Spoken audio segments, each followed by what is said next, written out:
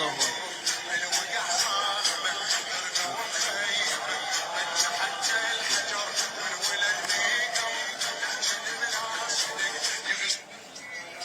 الله الرحمن الرحيم. اللهم صل على محمد وآل محمد. اللهم إني أسألك برحمتك التي وسعت كل شيء وبقوتك التي قهرت بها كل شيء وخضع لها كل شيء وذل لها كل شيء، وبجبروتك التي غلبت بها كل شيء، وبعزتك التي لا يقوم لها شيء، وبعظمتك التي ملأت كل شيء، وبسلطانك الذي على كل شيء، وبوجهك الباقي بعد فناء كل شيء، وبأسمائك التي ملأت أركان كل شيء، وبعلمك الذي أحاط بكل شيء، وبنور وجهك الذي أضاء له كل شيء. يا نور يا قدوس، يا نور يا قدوس، يا نور يا قدوس، يا أول الأولين ويا آخر الآخرين.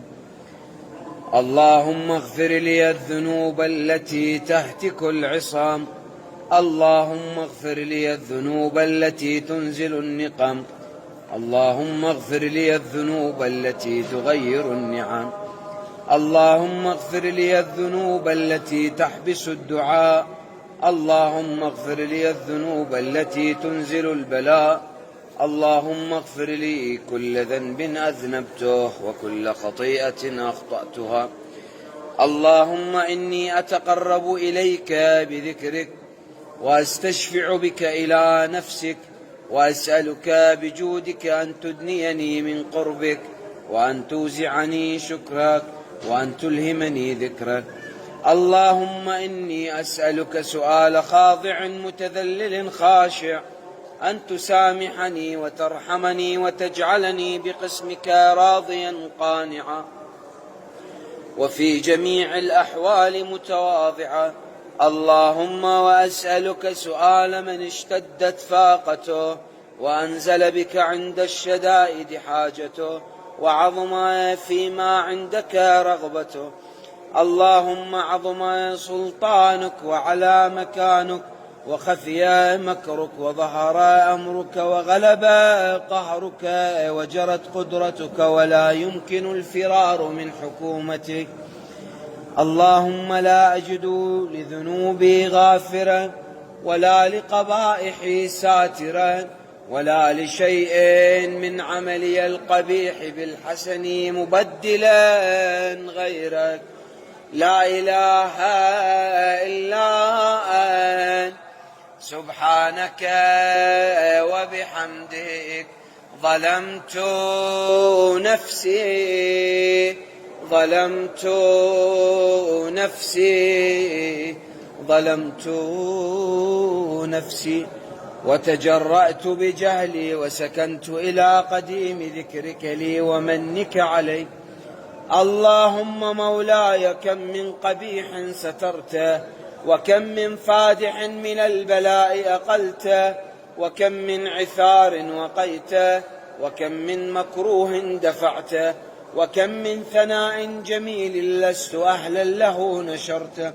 اللهم عظم بلائي وأفرط بي سوء حالي، وقصرت بي أعمالي، وقعدت بي أغلالي، وحبسني عن نفعي بعد آمالي، وخدعتني الدنيا بغرورها ونفسي بخيانتها ومطالي يا سيدي. فأسألك بعزتك ألا يحجب عنك دعائي سوء عملي وفعالي، ولا تفضحني بخفي ما اطلعت عليه من سري، ولا تعاجلني بالعقوبة على ما عملته في خلواتي من سوء فعلي وإساءتي ودوام تفريطي وجهالتي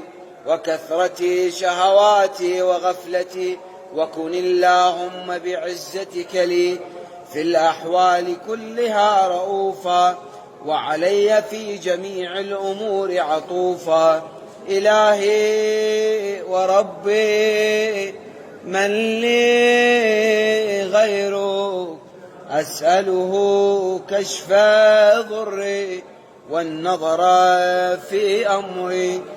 إلهي ومولاي أجريت علي حكما اتبعت فيه هوى نفسي ولم أحترس فيه من تزيين عدوي، فغرني بما أهوى وأسعده على ذلك القضاء،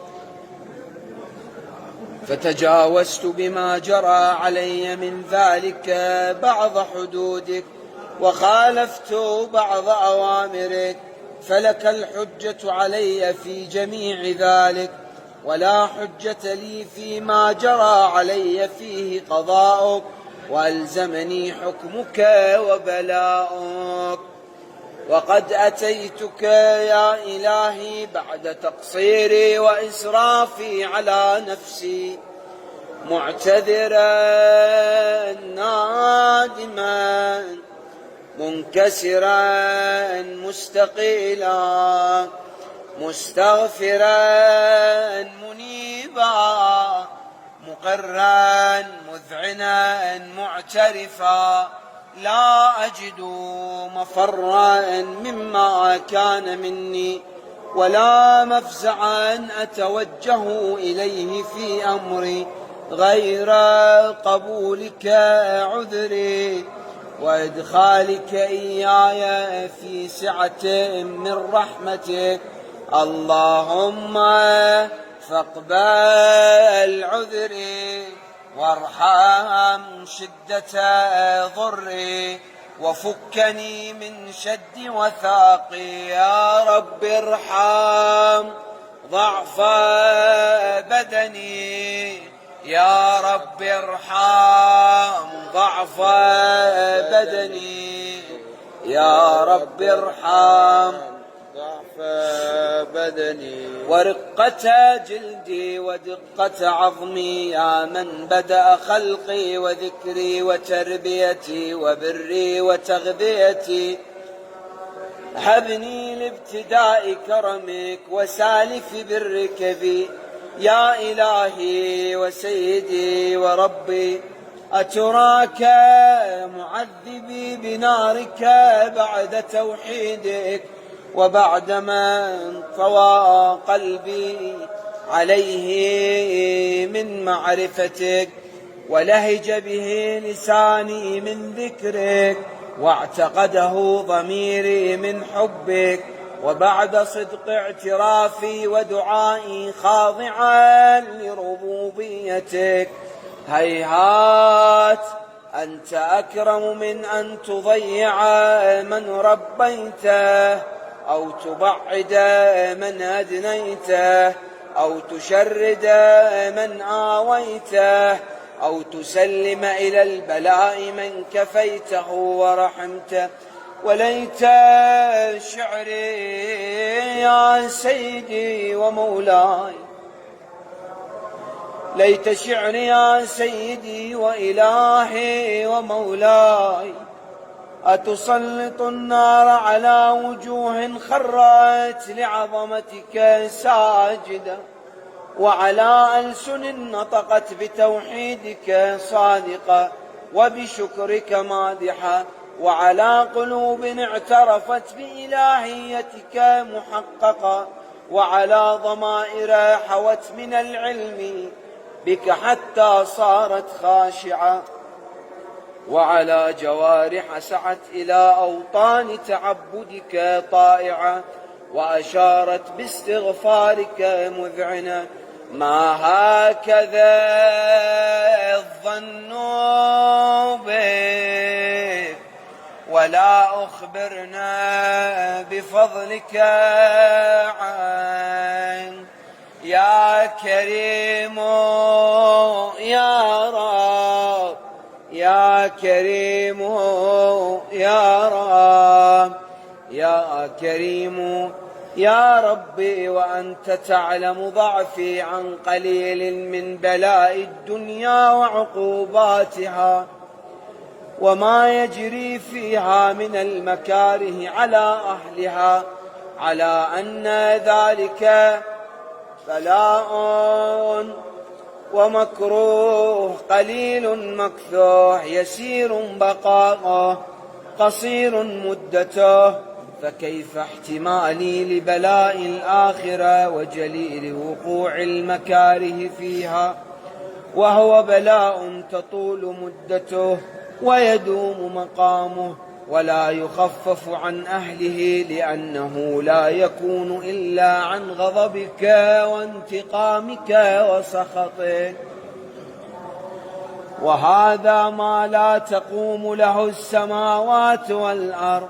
يا سيدي فكيف بي وأنا عبدك الضعيف الذليل الحقير المسكين المستكين، يا إلهي وربي وسيدي ومولاي، لأي الأمور إليك أشكو، ولما منها أضج وابكي،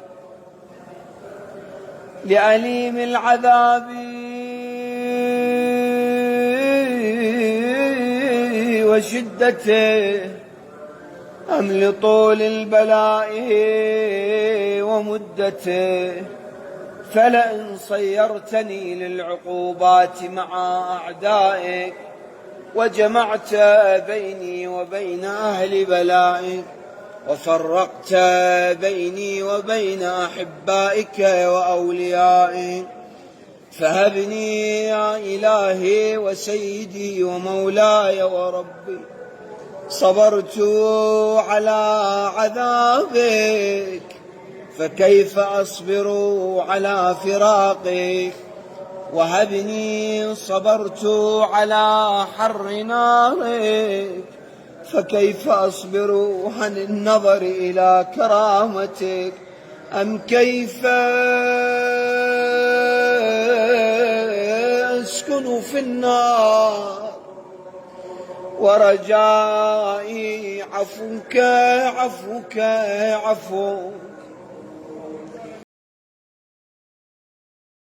فبعزتك يا سيدي ومولاي أقسم صادقا، لئن تركتني ناطقا لأضجن إليك بين أهلها ضجيج الآمنين، ولأصرخن إليك صراخ المستصرخين، ولأبكين عليك بكاء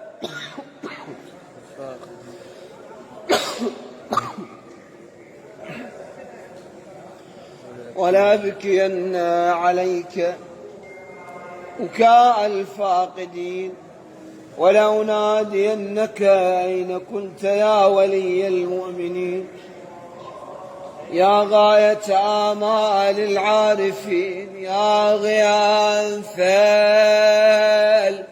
المستغيثين، يا غياث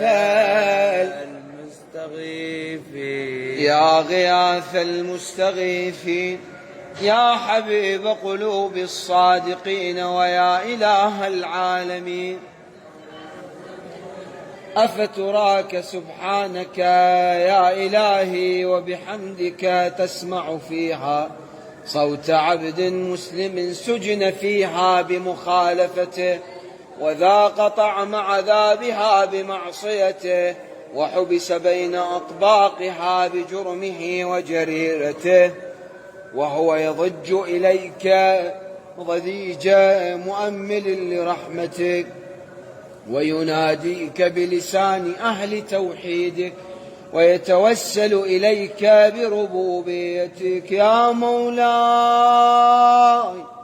فكيف يبقى في العذاب وهو يرجو ما سلف من حلمك، أم كيف تؤلمه النار وهو يأمل فضلك ورحمتك، أم كيف يحرقه لهيبها وأنت تسمع صوته وترى مكانه، أم كيف يشتمل عليه زفيرها وأنت تعلم ضعفه، أم كيف يتغلغل بين أطباقها وأنت تعلم صدقه، أم كيف تزجره زبانيتها وهو يناديك يا رباه يا رباه. أم كيف يرجو فضلك في عتقه منها فتتركه فيها، هيهات ما ذلك الظن بك، ولا المعروف من فضلك، ولا مشبه لما عاملت به الموحدين من برك وإحسانك.